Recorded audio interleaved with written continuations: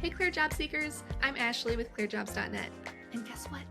It's our 25th anniversary. We're going to kick off our 25-year celebration with a series of 25 job search tip videos. And this is the first one. So we're going to kick off with something about job boards. It's letting you know, or perhaps reminding you, that job boards are for more than simply applying to a job. You can also use it as a career intelligence platform. Gather that information about the job market, run some broad searches without a whole bunch of filters. We don't need to put in your security clearance level or your geographic location at this point. We just want to pull in a lot of different job postings. And then as you start reading through all of those, and do make sure that you're reading some job postings posted by more than one employer too.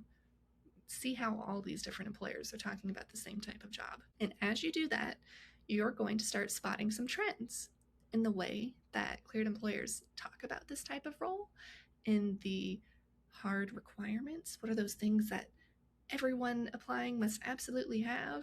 Those are the hard requirements. Maybe the nice to have skills and experience. So as you're digesting all of this, think about your own profile and your own resume. Are you talking about yourself in the same way that employers are talking about these roles? Do you meet all of the requirements? Maybe you're not ready to apply right away.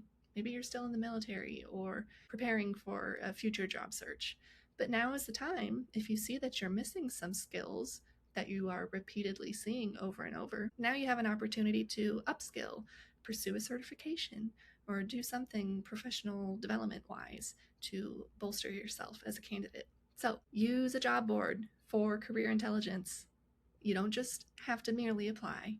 You can learn something, better yourself as a candidate, polish your materials because of that knowledge, and have a much smoother job search after doing some of that legwork at the front.